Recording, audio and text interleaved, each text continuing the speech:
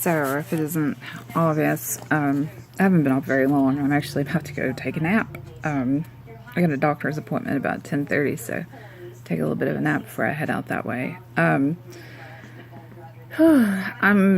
waiting for a video to upload that's been uploading for what seems like forever now, and we're just having a lot of connection problems here, so that's why I've kind of been in and out a lot lately. But the thing is, I had mentioned that I was going to make a video about food allergies. And what actually brought this to my attention was apparently on the doctor show, they were talking about a new trend, food allergy shaming, bullying, stuff like that.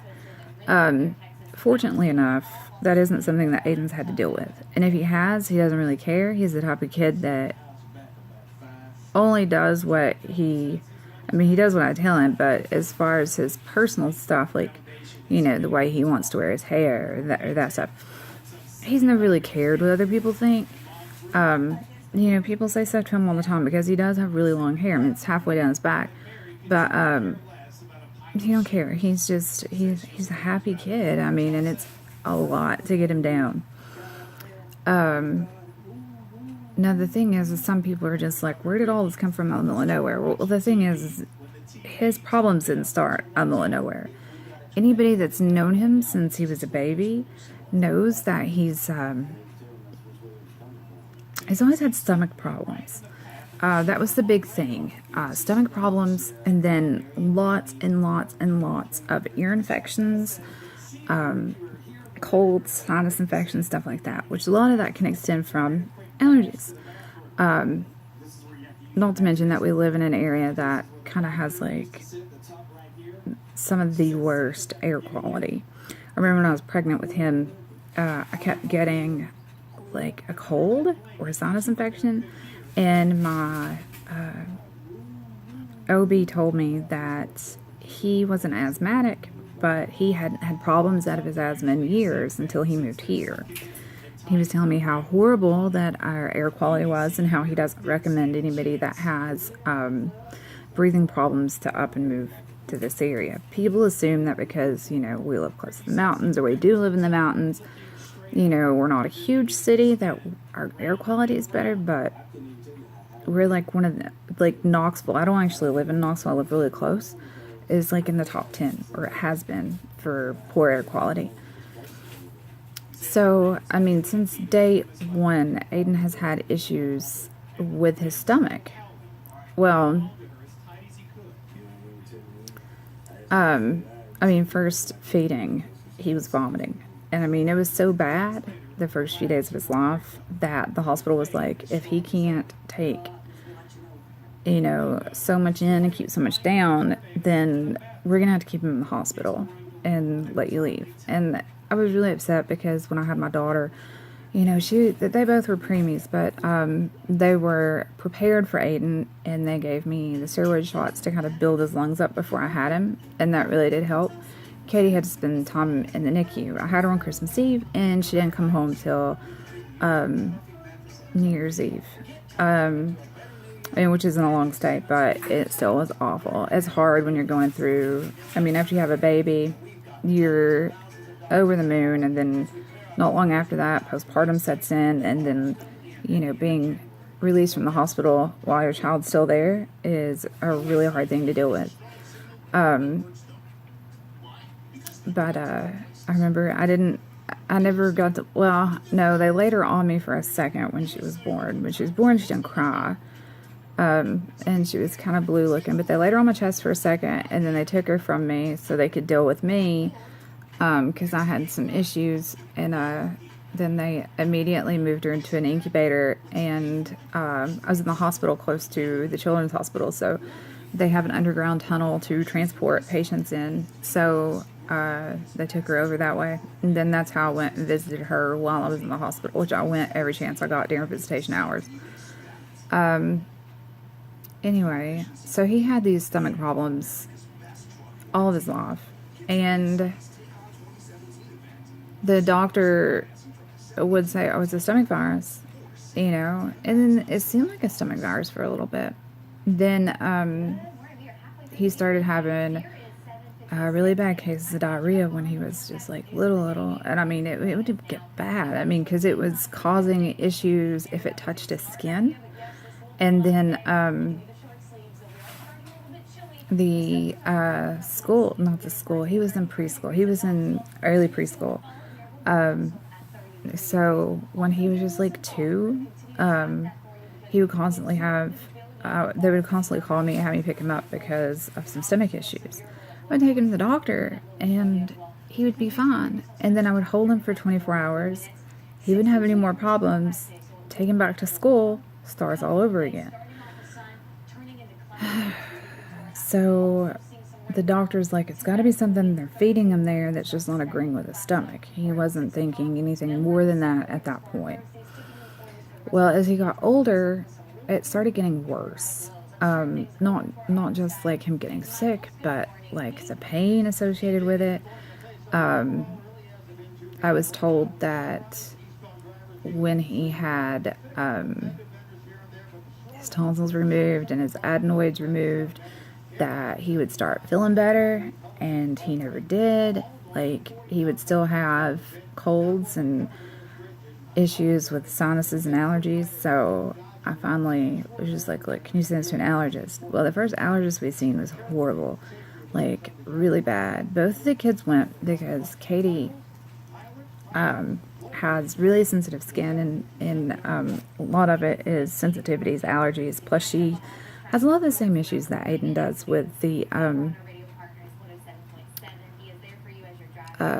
colds and stuff. And basically, Aiden did see a GI doctor who scoped him from one end to the other and did biopsies, all that stuff, a ton of lab work. Came back that he was allergic to milk and eggs, and with eggs they test you for the yolk and the whites, and he's allergic to both. Then they called me later after the scopes, and they said that he is lactase deficient to the point that his body doesn't produce any, which what that means is that he's also lactose intolerant. So we did some food challenges based on what the allergist said. The stomach doctor was just like, don't. This is why he's not gaining any weight. This is why he's not really thriving. And so I took, I still did the food challenges, listening to the allergist. And when I got the call about the lactose stuff, I called them to see. It's like, what do you want me to do? Because you guys want him to go a week with milk without eggs, and then a week with eggs, with no milk. They said, we'll still give him the milk, but give him the lactose pills. We did that. The first day back on milk, because he had been off milk for a little bit at this point, the school called, and they were like, he goes to lunch, and within 20 minutes, he's double over in pain. And he would get like these little bumps on his face, and I always just assumed they were dry skin. Well, it cleared up when we took him off the foods that he was allergic to. And then he would have like really dark shiners under his eyes, like allergy shiners and stuff. They started going away. He started gaining a little bit of weight, but not a whole lot. And we ended up, I asked the pediatrician, I said, can you send this to another allergist? Because this one's just like, okay, he's allergic to milk and eggs. I'll see you back in a year. I was like, that's not all that's going on. There's something else going on. And I was like, he's not checking my oldest for, oh my goodness, what is the name of that?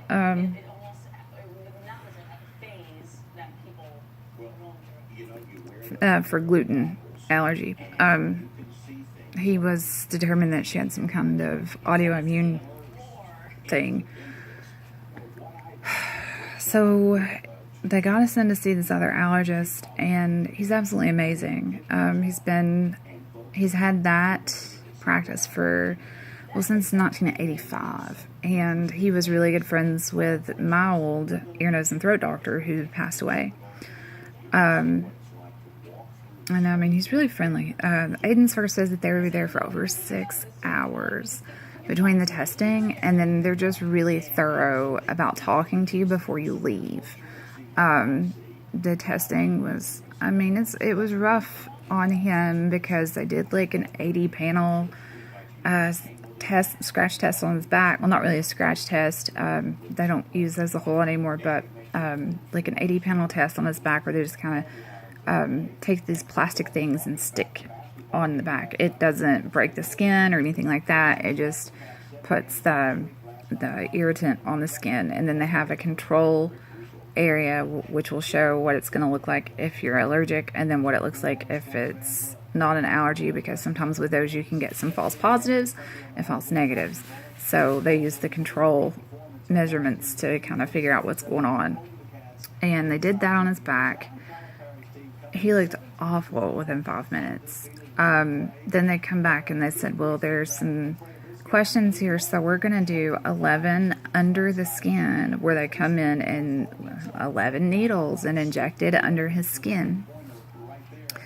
And he immediately had some more pop up, which he started showing allergy signs, like normal stuff other than just stomach issues. And, we found out that he had he's pretty much allergic to everything that blooms here, mostly late blooming stuff, and then every single mold and mildew that grows in East Tennessee.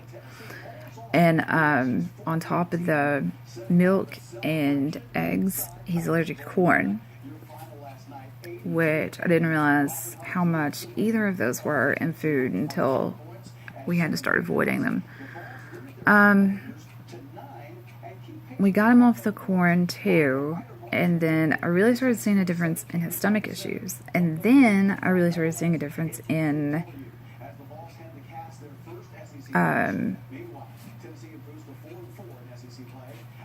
his appetite and his weight. He hung between 50 and 55 pounds for about 3 years. And I know this because when he was wrestling, he was weighed 3 times a week. Sometimes 4. And he was getting taller, but he wasn't putting on any weight. So he was looking really, really lanky. And now I'm proud to say that he's 63 pounds. He's 10 and he's tall for a 10-year-old, but when you've not been thriving and you go from hanging between 50 and 55 pounds to 63 pounds. At one point he was 66. In just a matter of a year after getting your body straightened out and on the right medications for what you need. It's been amazing. No, it's hard. It is really hard. He has what's called a 504 with the school. Any kid that has any kind of special needs has a 504. That does not mean that they have a learning disability or a mental handicap. It does cover food allergens too. Any kid that has a food allergy, the school has to have a 504 on them. And what that does too is it helps them keep an eye on them, know what's going on. Then if they go through the line, even if you send lunch with them and they go through the line and get food, it pops up on their computer what they can and can't have, and then they have specialty foods for their allergy patients, or students, I should say. And then that gives him a choice of juice, water, or they give him soy milk at school. I try to send almond as much as possible because I don't like the idea of soy since it messes with estrogen levels. That's been a task. It was a task when we first found out because I was just kind of hit with it and hadn't got a chance to speak to a dietitian yet. And, I was told just immediately stop everything and watch him. Keep an eye on what he's eating. And so he was really upset because he's always really liked milk. Corn is one of his favorites. He always loved eggs. At breakfast, he used to like for me to make him a breakfast bowl with eggs and grits and sausage and gravy and mix it all up, and he would eat it like crazy. Oh, I'd put a biscuit in there too. So breakfast with him is really hard. Very limited. It's, he can have like bacon. If we make biscuits, they have to be homemade, and we have to make them with almond milk, which is a little bit harder to cook with than regular milk because it's a little thinner. But it doesn't really affect the taste of anything because, I've made chicken and dumplings with it. So a lot of times it's cereal with almond milk. But, I have people that either don't believe in food allergies that were giving us problems there for a while. And then we have people, that was like, well, how did you become allergic to all this at once? And I'm like, have you not been paying attention to all the health issues that this kid has had? Even my mom was like, they're stupid. These are people that's involved in his life every day. They're stupid if they don't realize that the kid was not really 100% healthy. So at 10 years old, he's finally doing really well. He's healthy. His asthma's under control. He is on a lot of medications for asthma and allergy, but he's doing better. And he takes the shots every week for the environmental allergies. He's been on those for a little over a year. We were told after a year that he would drop down, but they've had to extend it. But so it isn't easy. I have a group for food allergy and asthma patients and parents and caretakers that I started on Facebook. It's not a very big group yet, but I would like for it to grow because there's so many recipes and stuff that we can share with each other and just support, because it is hard. It's hard to try to find a place if we want to go out to eat. And then, some places are amazing with kids with food allergies or adults with food allergies, and some are horrible. I have found that if it's a place where you can see the kitchen or see the food being prepared, it's a little easier and they take a lot more precaution than other places. Also, if you just do some research, you will see that some restaurants are starting to have to charge for substitutions for allergies because so many people that aren't really allergic to foods, that just don't like them or just don't want them in their diet, will tell them that it's a food allergy. Well, when they tell them it's a food allergy, they have to stop everything in their kitchen. They have to change out like their cutting boards. They have to wipe everything down. They have to clean the grill. They have to change their utensils. So, it's a lot of work. And, and just instead of just saying, I don't like this, and if it ends up on your food, all you got to do is send it back. You're not allergic to the stuff. You just don't like it. Be honest. Because what you're doing is hurting the people that really do have allergies. And now, some places, people like us are punished because we do have somebody that has a food allergy with us. And so just stop. If you don't like something, just tell them. And if it comes on your food, just take it back. I do it all the time.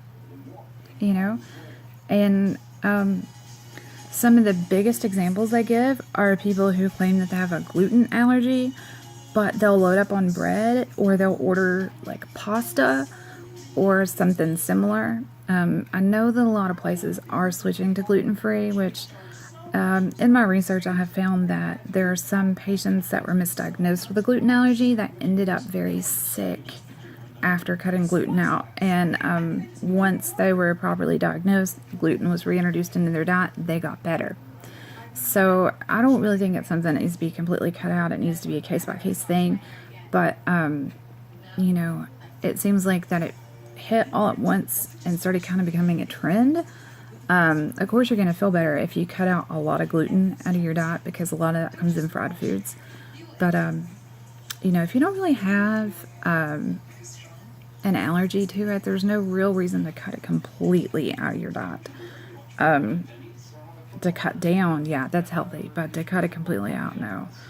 Of course, as soon as all this started happening with my son, everybody assumed, oh, it's probably gluten. I'm like, no, if it was gluten, the child would be dead. Okay? Because he loves pasta. And, you know, but it was just like the thing at the time. It was the trend, I guess. So I don't know. Anyway, so if anybody has any questions or would like to join the Facebook group, I'm going to put the link in the box. And you guys can click on it and just ask to join. I'll add you to it. It's been pretty inactive right now because I'm waiting on more people so we can start sharing recipes and just, you know, kind of supporting each other because it is hard. It's tiring, it's hard, it's rough, especially when you've got little ones that get irritated because they can't have certain things and other people can. You know, it's hard. And if your kid's being, you know, shamed or bullied or whatever at school from that, maybe we can come together and kind of figure something out. Anyway, I hope everybody's having a great day. Remember, even if life sucks at times, there's always something to smile about. You know, just like Aiden deals with all this horrible issues, but at the same time too, now he's healthy. So I'm really thankful that we found out. But anyway, thanks guys, and please give this a thumbs up. Please subscribe. I'm going to try to be focusing on more stuff like this, you know, mixed in with like the makeup and the skin stuff, because I feel like it's important. It's finally been talked about a lot, and I would like to bring a lot more to it. Also, diabetes. I've got a special needs brother that is diabetic, 17, and he's pretty much non-vocal, and mentally he's about 6. So we all have to kind of take care of him and watch his food, stuff like that. So, you know, that's another thing that I want to talk about at some point. So please subscribe. I promise it won't always be this. We'll do some fun things, some vlogs and stuff like that with the kids. But I want to help as many people out as I can. Bye, guys.